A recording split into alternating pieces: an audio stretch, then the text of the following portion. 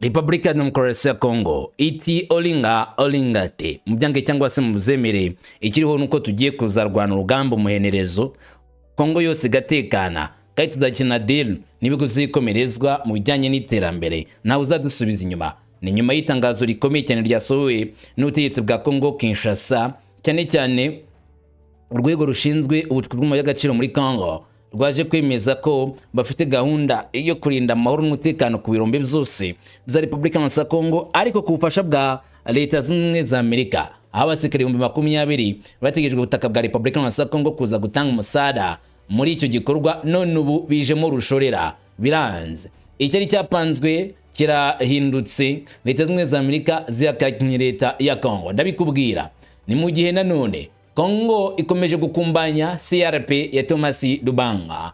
Uyu ni umutwe witwara gisirikari byavuzwe kutegwa inkunga na M23 cyangwa se ufite na M23 nguko nkunze kubivuga, ukorera mu ntara ya Ituri, ukorera muri Bunia, Jugu n'ibindi bice.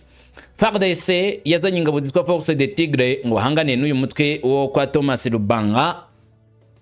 Kuri ubu rero bisa naho batangiye kugira icyo bageraho ku rwego rukomeye, kandi batangiye kugaragaza neza cyane ko bafite ubushobozi budasanzwe mu buryo bwo guhangana n'uyu mutwe wa CRP, aho bemeje yuko ibikoresho byose muri imbere yanyu babyambuye CRP, kandi abenshi mu barwanashyaka ba CRP bishwe nk'abarenga 100. Ndabikubwira si ibyo gusa, ariko ku rundi ruhande mwite Generali Sultani Makenga alias Intambara warwanye intambara nyinshi, ndetse ubuturo bwe bwibera mu ishyamba bibaye ngombwa ngo udatinya umututu w'imbunda igihe afite impamvu yo kurwana, agomba kurwana nawe agomba kumusubiza inyuma. Yasuye aborozi bo mu bice bya Kivu Amajyaruguru aturutse Goma, ni mu gihe kandi kumwe n'abandi bayobozi batandukanye bo muri M23 kuva kuri Elasto Musanga Bahati n'abandi. AFC mu gahunda yabo ni ulinzi n'umutekano bagomba guha abaturage, mu gihe Kongo yo bisa n'ibyayinaniye nk'uko M23 bivuga, nta mutekano yigeze baha. Nyamara Kongo iti twawagute kandi mwe mwawubujije se ko tutanga, kandi mwebwe mwagashoza nambara, mwazanye nambara abaturage bakongomani bari babayeho neza. Ibi ndaje nkubwire uko byagenze muri Burasirazuba bwa Repubulika ya Demokarasi ya Kongo. Uramenya byinshi si byo gusa, ariko turagarukaho uwo nguwo mwite General Neva cyangwa se General Neva, ni Evariste Ndayishimiye, perezida w'igihugu cy'u Burundi, ngo amakuru aremeza ko yategetse yashyizeho itegeko rikomeye ryo kurinda umujyi wa Bujumbura bawurindishije ibikoresho bidasanzwe, ibisasu bya rutura ndetse n'ibikoresho bya gisirikari by'umwimerere bya bindi birasa ntibagaruze byinshi cyane mu buryo bukomeye, asa n'uwitegura intambara. Amwe mu makuru aturuka indani muri Repubulika ya Demokarasi ya Kongo mu yemeza ko urugamba rukomeye hagati yabo na M23, ni mu gihe Burundi nabwo bugira gutya bukisuganya, kuko buvuga ko M23 na Red Tabara ngari mitwe ikorana, kandi bose gahunda ari kubangamira umutekano w'igihugu cy'u Burundi kimwe na Kongo. Ibi ndabikubwira hanyuma byose ni muri aka kanya. Cyewe ndumungu wa Kamanzi w'Uruwande, ikaze ngo tujyane ku musozo maze ngo turebere hamwe ibiri kuvugwa. Ikaze kuri mwese.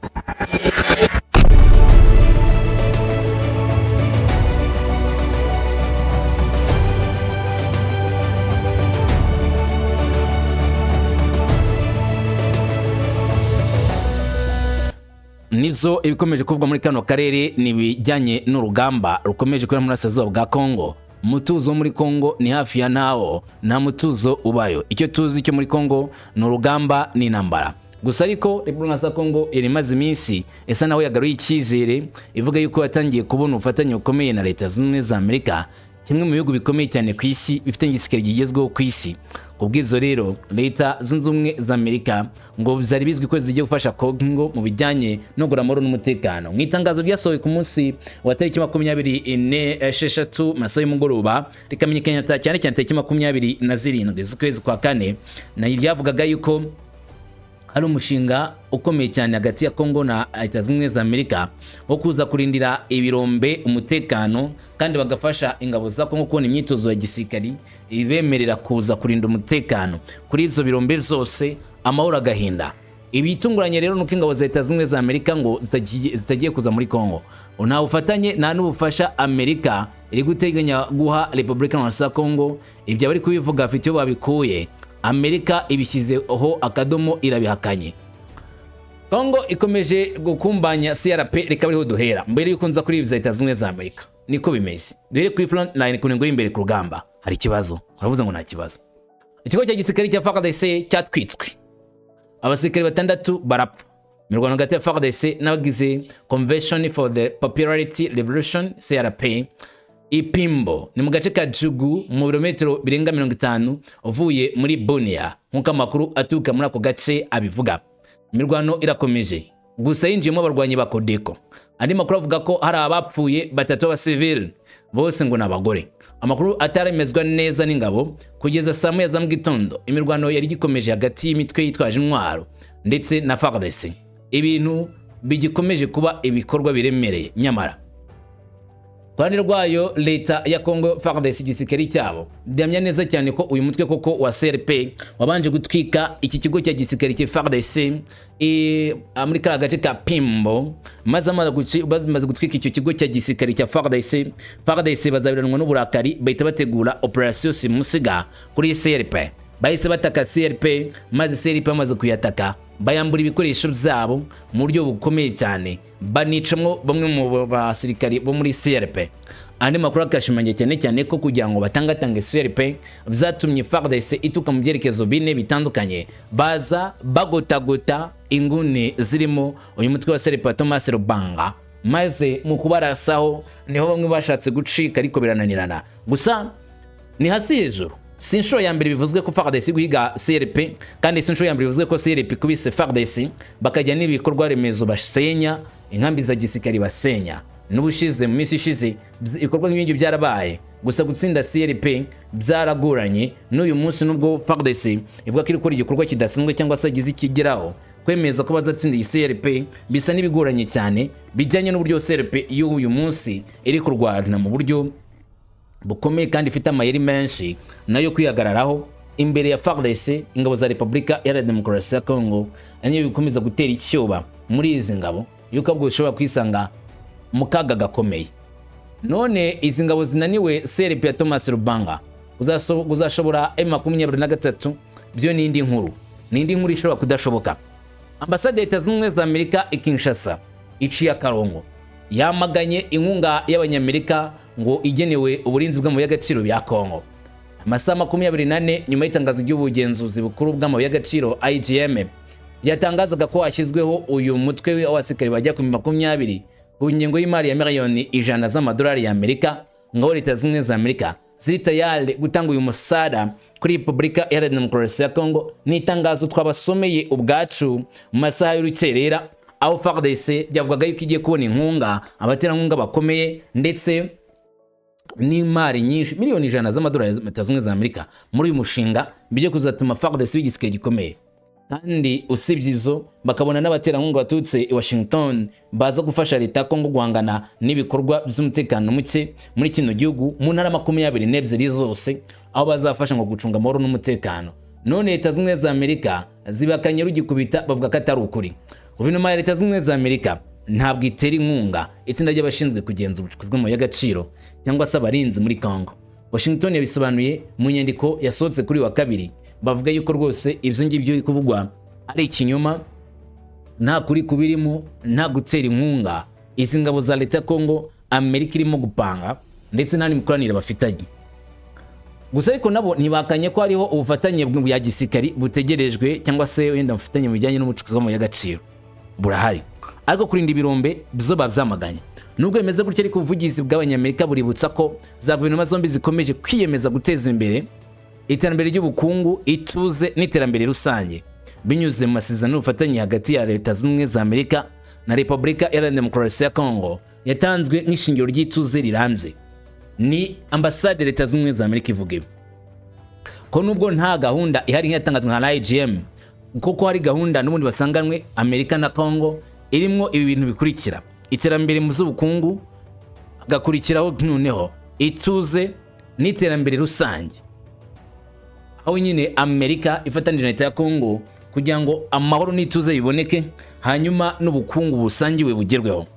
Igihe Leta Zunze za Amerika na Leta ya Kongo basinyanaga amasezerano y'ibizwi nka critical minerals, hashyizweho amategeko asaba Kongo gushyiraho uburyo bw'ubugenzuzi bw'ubucukuzi bw'amabuye y'agaciro muri Kongo ku buryo bworoshye, ku buryo bagomba kwirinda za ruswa ndetse no gukorera mu mwijima bagakorera mu mucyo kugira ngo ibikorwa byose bikorerwa ku butaka bwa Kongo mu bucukuzi bw'amabuye y'agaciro bizajye bigirira umumaro abaturage atari kwikungahaza kwa bamwe mu bategetsi ba Kongo. Ni nyuma y'ikirego kimaze gutangwa kivuga yuko akenshi ubutegetsi bwa Kinshasa bukunze kwigwizaho umutungo uturuka mu butare bwa Kongo aho kugira umumaro abaturage b'abasivili, abayobozi, abasirikari akari bo bikungahaza. Kubw'ibyo Leta Zunze Ubumwe za Amerika bavuze ko batakorana n'igihugu kidafite uburyo busobanutse cyane amateka agenga ubucukuzi bw'amabuye y'agaciro kugira ngo amabuye y'agaciro abanyamerika bazaba bashoyemo imari azagirire rubanda umumaro nk'uko azagirira abanyamerika umumaro. Kuri ubu rero n'ubundi hari benshi bari batangiye gusobanura neza ko ubufatanye bugera ku basekeri 20 Leta Zunze Ubumwe za Amerika na Leta ya Kongo ari mu rugo rwego ruzatuma ibikorwa bigenda neza. Nyamara Leta Zunze Ubumwe za Amerika zabihakanye zivuga yuko atari impamo. Kwa mbere tariki 27 Mata IGM nibwo ishyize ku Rwanda ishyirwaho ry'iyi mining gold yatanzwe nk'inkunga ingana na miliyoni 100 z'amadolari y'abanyamerika nk'igice cy'ubufatanye bukomeye na Leta Zunze Ubumwe za Amerika n'ibihugu by'Abarabu. Ni kwitangazo ryavugaga uraryibuka ko twari gusomeye. Nyamara nubwo ibimeze nk'ibyo bitangazwa hari amakuru yandi yaje avuguruza ayo ngayo yatanzwe ku rundi ruhande avuga ko Leta Zunze Ubumwe za Amerika ahubwo uzaba ziri mu bikorwa biremereye byo kwitegura icyo twakwita nko kwigaragaza kw'ingabo za Amerika muri kano kari bagatanga umusada. Ariko ngo Leta ya Kongo yagize yarashyuhaguje itangaza gahunda mbere. Ngo iyi gahunda bamwe bashimangira ko ihari. Dore ibimenyetso bitandatu bigaragaza ko gahunda Leta Zunze Ubumwe za Amerika ihari nkuko bamwe babigarukaho. Ikimenyetso cya mbere nyine ne bijyanye no kuba inganda zo Leta Zunze Ubumwe za Amerika cyangwa se amakampani yo Leta Zunze Ubumwe za Amerika arimo nka Metals batangiye kujyana amasezerano Leta ya Kongo kandi bigaragaza neza yuko nta kabuza nta gisibya bazaza muri Kongo. Gusa kubw'iyo mpamvu twavuga ko ari nk'ingingo ya kabiri bamwe mu bakozi muri ibyo bigo bavuze ko batazigira baza muri Kongo mu gihe umutekano muke ari wose. Binashingiye cyane cyane kuko mu benshi bacukura amabuye y'agaciro mu birombe hari ubwo bahohoterwa bakicwa cyangwa se bakamburwa. Ingingo ya gatatu nuko Leta Zunze Ubumwe za Amerika ishaka kugira ngo yigaragaze ko ari super irenze Ubushinwa n'Uburusiya yimaze igihe kinini ifatanyije na Leta ya Kongo, ariko muri Kongo bagasarura amabuye y'agaciro n'umutungo kamere nibaha umutekano abakongomani. Icyo Leta Zunze Ubumwe za Amerika binyuze muri Donald Trump yavuze yuko bakoze igikorwa cy'amateka akomeye cyo kurangiza intambara imaze imyaka irenga 30 muri Asazuba bwa Kongo. Akaba ari nacyo rero Amerika yishingikirizaho ivuga yuko izaniye Kongo amahoro, nayo bagomba kugurana ku bijyanye n'ubutare amabuye y'agaciro. Aha rero bikabishimangira cyane cyane ko uyu mugambi wa Leta Zunze Ubumwe za Amerika na Kongo utigeze uhagarara ngo waba uhari, ahubwo ari gushaka idirishya banyuzamo cyangwa se babicishamo kugira ngo iyo gahunda igende neza idaterwa serera. Indi ngingo ya gatanu igomba gutuma amenya ko iyi gahunda Leta Zunze Ubumwe za Amerika ihari ni bijyanye n'umuhora wa Lobito cyangwa sinze ya Lobito iri kubaka iturutse muri Angola ikaza muri Kongo ikagera muri Zambia. Naho n'umuhora uzajya utwara ibicuruzwa cyangwa se critical minerals amabuye y'agaciro atukurwa muri Kongo. Nibishoka cyane cyane ko uyu muhanda wa gari ya moshi wazaba ngo nta burinzi buhari kandi bwa Leta Zunze Ubumwe za Amerika wenda kufatanya bwa Leta ya Kongo. Olingate ubyange cyangwa se uzemere. Uyu uzaba ari umuhanda munini wa gari ya moshi cyangwa se gari ya moshi, ariko kandi izaba arimo gari ya moshi nini cyane izagitwara amakontineri ibihumbi n'ibihumbi bigezwa ku cyambu kiri ku nyanja Atlantique kugira ngo ipakirwe amato maze bijyanwe muri Leta Zunze Ubumwe za Amerika. Ibyo ni bimwe bigomba kwemera ko Leta Zunze Ubumwe za Amerika uko bizagenda ko zigomba kugira ijambo umutekano muri Kongo. Ibyo rero bamwe bashingiye bavuga yuko hari gahunda ahubwo ipfutse Leta Zunze Ubumwe za Amerika zo zitashatse gushyira ku karubanda, ariko iri hagati ya Leta ya Kongo na Leta Zunze Ubumwe za Amerika nubwo ambasade Leta ya Kongo isivuga iti ibi bari kuvuga byo siko bimeze. Ariko nanjye nawe twibaza bishoboka bite ku rwego nk'urwo rukomeye rwa IGM rwo muri Kongo rukurikiranye ibijyanye n'ubucukuzi bw'amabuye y'agaciro muri Kongo rwatangaza ibyo rutazi. Yenda uwe watangaza ibyo utazi neza, ariko urwego nka ruriya rufitanye deal na Leta Zunze Ubumwe za Amerika bazi ko baganira inshuro zirenze imwe. Ibyo bavuze hejuru 99% nuko bifite amakuru. Yenda mukabanyuranije mu buryo gushya hanze mu makuru, ariko uru rwego rwa IGM cyo DGM ntago baba bibeshye cyane ku bijyanye n'ibigomba gukorerwa ku butaka bwa Kongo. Ariyo mpamvu avuga ati iba undi muntu wabitangaje byari kuza kunengwa, ariko kuko ari urwego nyine n'undi uzakurikirana ibijyanye no gutunganya amabuye y'agaciro no kuyacukura muri Kongo, bisa na Amerika irimo kwigira nyoni nyinshi izi neza ko ari ubufatanye ifitanye na leta ya Congo, kandi ubwo bufatanye bigomba kuzatanga umusaruro mu buryo bumwe cyangwa se ubundi, Amerika ikabyungukiramo na Congo ikabyungukiramo. Ibi abenshi niko babitekereza, ni nako babibona nkuko bigaragara. Hanyuma ariko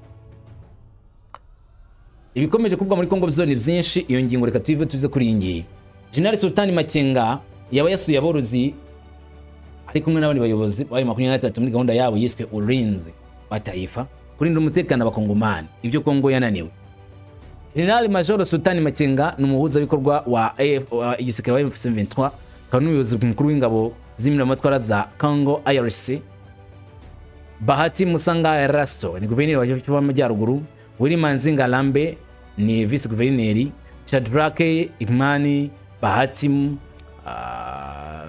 Vincent Tengira umuyobozi w'inama ya minisitiri muri Kivu y'Amajyaruguru, hamwe n'abandi bayobozi ba politiki n'igisirikare b'umutwe w'imiramatwara za M23 bahuye n'abashumba bo muri Kivu y'Amajyaruguru. Nivuga abashumba wumva borozi, aba borozi bo muri Kivu y'Amajyaruguru bagomba kuza guhura na M23 cyose bahuye na M23. Wibuke mu bihe bishize bagiye bataka cyane ko bajyaga bakorerwa urugomo na FARDC na Wazalendo na FDLR, ngo bagiye bayibwa amatungo yabo, bakicirwa inka, bakarasirwa inka nabo ubwabo rimwe n'imwe bakabigenderamo.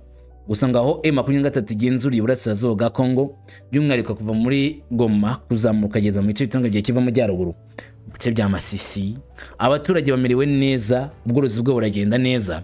Ndetse muri muhuro bamwe mu borozi bagabiye inka Afande Sultani Makenga, bamushimira cyane ko yakomeje kubitaho. Niki bivuze rero muri diplomasi ya M23, niki bivuze muri politike yayo n'intambara? Hari ibintu bitatu ibisobanura. Icya mbere ni ukwiyegereza abaturage kwa M23 no kugaragara neza cyane ko M23 ibereho rubanda, atari umutwe nk'uwindi mitwe yose bakunze kwita iterabwoba cyangwa se itwara kinyeshyamba. Kabwe M23 yegereye cyane rubanda kandi bayiyumvamo uko yabazaniye ibyo bakeneye ndetse n'ibyo bashakaga, ariyo mahoro n'umutekano. Icya kabiri no kuba M23 mu bice bya Kivu y'Amajyaruguru ikomeje kwagira ijambo binyuze cyane cyane mu kugirwa icyizere na rubanda, ariko no guhamya neza ko ubukungu bwo muri Kivu y'Amajyaruguru bukomeje kugenda neza mu gihe imirwano yahagaritswe na M23. Amahoro ari yose, kandi kuba amahoro ari yose, iterambere ari ryose kuri bo, bagashimira M23 kuki yabazaniye cyangwa se cyabahaye. Ibi rero bikunye gushimangira cyane cyane ko M23 iri kugaragaza indi shusho amahanga na leta ya Kongo batigeze batekereza ko M23 yagaragaza. Aribyo bamwe baheraho bakavuga yuko aha harimo gahunda ikomeye cyane M23 irimo kwerekana yuko ifite icyo igamije, irimo gukomeza kunezeza rubanda, abaturage abo yaje kubohora. M23 ibingi biri kubigeraho, bamwe bati yego abandi bati oya, kuko bamwe bayamagana bakayisaba ku bice byose igenzura ngo isubire inyuma igende, isige ubutaka bwa Republika ya Congo, isige imidugudu, isige imijyi igende. Abandi bakavuga ati none yagenda ikajya he kiri wabo muhame hamwe mukorane ya M23. Ubwo rero M23 ivuga ibi, ikavuga yuko ikomeje kubarizwa ku butaka bwa Republika ya Demokarasi ya Congo. Mwabona yuko n'ubundi amasaha yayo yo kuba mu burasirazuba bwa Congo ariko barirwa ku ntoki, bashingiye ku masezerano ya 273 ndetse na 2808 aho yuko M23 bagomba kwitegeka ku bice byose igenzura, bigasigarwamo n'ingabo zifite uruhande zugamiyeho kugeza ubwo M23 zarangira burundu. Abandi bagashimangira bagira bati ahubwo M23 atangiye kwemerwa, namwe ngwiki amahanga yatangiye kubona ko M23 irwana impamvu z'ukuri. Kubw'ibyo ahubwo n'imiryango itandukanye harimo na European Union batangiye gukorana na M23 kugira ngo bazane icyo twakita nk'ubutabazi muri Burasirazuba bwa Congo. Ntiwafatanya n'umuntu ucitse intege, ufatanya n'umunyembaraga. Uburundi bwikanziki ku munsi wa 27 z'ukwezi kwa kane, zibuke yuko bizatangajwe ko muri Nyangezi hari imbunda rutura zashyizwe na M23 bashyigikiwe ngo n'u Rwanda, ngo imbunda zisama ibisasu mu kirere bizazanwe n'u Rwanda zigaherezwe M23. Izo mbunda zo bateretse muri Nyangezi, ariko banashyiramo izindi imbunda nyinshi zirasa mu ntera ndende zo mu bwoko bwa BM21 Grade zamanuwe zikazanwa mu cyerekezo cya Sange, zo tagina kongera gutakinza urugamba rukomeye cyane kuri Uvira. Amakuru ari no kujya gufata umujyi wa Uvira. Byibuke yuko umujyi wa Uvira igihe yafatwaga Uburundi bwetse bufunga umupaka bakavuga yuko bataturana n'u Rwanda kuko u Rwanda rushaka kuzatera igihugu cy'u Burundi. Abarundi bo bemeze ko intambara irimo kurwana yo kwirwana n'igihugu cy'u Rwanda cyateye Repubulika ya Kongo gifite gahunda ko gusoza intambara muri Kongo bazakomereza mu gihugu cy'u Burundi nkuko bashyikiye M23 muri Kongo ariko bazashyikira Red Tabara mu gihugu cy'u Burundi. Ari nacyo cyatumye Evariste Ndayishimiye ategeka igisirikare cye kujya kurwana muri Kongo ugifashe FARDC guhangana na M23 kugira ngo batsinde intambara. Mbese muri make intambara ifata nk'iyabo kuko ngo aribo baba batayewe mu gihe baba barangaje amazuru M23 yaza kubataka ikabakorera bibi cyane. Niyo mpamvu unabo biyemeje gukora ishoka byose ngo bikingire. Kuri ubu rero Uburundi bwakotesheje umujyi wa Bujumbura ibisasu byinshi. Ni igisirikare cy'u Burundi nkuko bitangazwa na Great Lake Eyes ngo cyatangiye kwimura amasasu n'intwaro zikomeye kuri ibirindiro by'ingenzi i Bujumbura mu mpinduka zikomeye mu gihe hari ibibazo bikomeye biri kwiyongera mu nzego z'umutekano za Perezida Evariste Ndayishimiye. Herekanya rw'intwaro ryiyongereye kandi ryongera impungenge umutuzo w'imbere mu gihugu nyuma y'ihungabana riherutse mu nzego z'ubuyobozi bw'igisirikare cy'iki gihugu cy'u Burundi. Ku itariki 24 Mata amakamyo ya gisirikare agera kuri 50 yatwaye amasasu n'ibikoresho byavuye mu nkambi za gisirikare za Muha na Muzinda zo mu ngabo z'igihugu cy'u Burundi mu ntara ya Bujumbura ndetse no mu nkambi ya Mwaro hari brigade izwi nka Artillery Brigade mu ntara ya Gitega, maze aya makamyo ajya mu nkambi ya gatatu izwi nka 3rd Battalion Command cyangwa se Commandos yite 3e Bataillon de Commande ya FDNB iri mu mujyi wa Gitega. Niyo makuru abanje gutangazwa. Iryo jyanwa rero itunguranye ryabaye nyuma y'ukwezi kumwe gusa mu biko bw'amasasu bwa gisirikari bw'u Burundi imusanga ibujumbura buhiye ya 31 Werurwe. Ubw'igisasu cyangwa se ibyabaye muri iryo nkambi ya gisirikare bitamenyekanye neza. Gusa ariko ibirimo kwa byo kwimurwa kw'amasasu byateye urwikekwe rwinshi ko ari ikibazo cyaba kigiye gusatira umujyi wa Bujumbura, ari byo bamwe bahereye bakavuga yuko nta wamenya haba ari ikikango cy'intambara. Kumbe zitandukanye za Bujumbura unuva kuza muri Cibitoke ugaruka ukaza hafi ya Kavimvira kuzamuka gera mu zindi ntara harimo abasirikare benshi urumbirajana, ariko by'umwihariko hafi ya Bujumbura uturutse ku kigo cy'indege gasubiza hino uza kuri Kongo kuri Uvira hashyizwe n'imodoka bya gisirikare birasa muri yandere bya Katyusha na BM, ndetse hashyirwaho n'ikimodoka cyavuzwe ko ari uburinzi bw'ikirere bwaturutse mu gihugu cy'Ububirigi kurinda igihugu cy'u Burundi bene aka kageni. Bamwe babera bavuga yuko Uburundi bwafite uburyo burimo kureba ibiri kujya mbere cyangwa se bwafite amakuru yihariye ku bijyanye n'ishobora kuba mu gihugu cyabo. Nimba uzibuka neza twabanje kuvuga yuko Uburundi buri mu mafatinkurwa bakomeye cyane b'igihugu cya Kongo mu guhangana n'umutwe wa 23, kandi bakaba bazi neza ko M23 gufata mu mujyi wa Uvira bihwanye no kwataka igihugu cy'u Burundi ngo muri Bujumbura. Prakemeze yuko rero Uburundi kuzana abasirikari babo benshi bakagota umujyi wa Bujumbura ndetse n'ari inkambi ya gisirikare mw'ikoresho byinshi bakavyimura. Hari ibintu bitatu bitekerezwa. Icyambere nuko Burundi bwa buri kwikanga ko mu gihe 23 bikomeje urugamba bakoresha ibyo bikoresho byatangazwe bataka umujyi wa Uvira, hari ubwo ibyo bikoresho bya gisirikare za M23 byakwataka inkambi za gisirikare cyangwa se byakwataka umujyi wa Bujumbura kuko ngo bakomeje kubera ihwarijomba M23 mu gihe M23 bimaje korushya imbaraga ikinja mu mujyi wa Uvira ishobora kubakurikirana muri Bujumbura. Niyo mpamvu bazanye ubwo burinzi bwinshi hafi ya Bujumbura. Kabiri, kuba mu mujyi wa Bujumbura harimo ikigo cya gisirikare gifitwe intwaro ziremereye zimeze zityo uzatera akaga gakomeye. Ibuka ko itika ryabaye 31 cyangwa se kwiteki 31 z'ukwezi gushize bamwe bavuze ko ryatewe na drone yaturutse ngo kurande rwa Kongo ikekwa kari M23 yagiye gitunguro igakubitwa kuri icyo kigo cya gisirikare kuri ubwo bubiko bwa gisirikare bugashya. N'ungurane rw'igihugu cy'u Burundi rwavuze ko iturika ryaturutse ku isanganya ryatewe na accident cyangwa se impanuka yatewe n'umuriro w'amashanyarazi maze bikaza gutera ugushya kw'intwaro zirimo. Reka tubare ko icyavuzwe cya kabiri cyaba ari ukuri.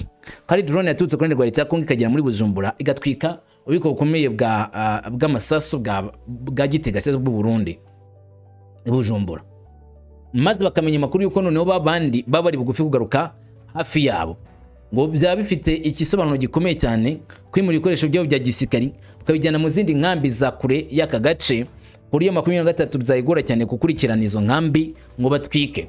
Niba ibikoresho byajyanwa, amakuru yemeza ko igihugu cy'u Burundi kimaze imisi kikwakira ibikoresho byinshi biturutse ku bihugu bitandukanye. Hari byavuye mu gihugu cy'u Bubiligi, ariko andi makuru akavuga yuko hari n'abandi bafatanya ibikorwa benshi bakorana na leta y'u Burundi babahaye ibikoresho bya gisirikari byo gusimbura ibyangirijwe muri rya turika ryabereye i Bujumbura. Akariyo mpamvu rero ibyo bikoresho bavuze bati ni bishyashya kandi birahenze, tumaze igihe duhuye n'isanganya ryo kubura ibikoresho twe kudebeka no kuri bino bike twe dufite twari twahawe, reka tubijyana harinde umutekano. Bahita bijyana gutyo kugira ngo binirwe umutekano uzanyazo. Ariko ako kantu ko gutinya ko urugamba rwakongera gupanuka, intambara yakongera kuba mbi mu gice cy'u Burundi ikaba yagerayo, ibyo ngibyo byo birumvikana ko ibyo bitekerezo biri mu Burundi. Hanyuma iby'intambara muri Kongo byo nagaterera nzamba, urumva ko byose biri kuvamo bikagera no ku ruhande rw'igihugu cy'u Burundi. Nk'ubu byabizwe neza kwenda uruhande rwa M23 leta ya Kongo bahanganiye muri Kongo ushobora ko igiye kurangira binyuze ku masezerano yasinywe. Bisa nkaho iminsi iri guhita nta kibaye, ni iminsi iri gushira ivyemeranijweho bitari gushyirwa mu bikorwa. Kuri mfungwa iminsi 10 ubutegetsi bwa Kinshasa bwagiranye cyase bwahanye na Republika na bwagiranye na M23 werekanye imfungwa 177 iminsi irashize bitarubahirijwe.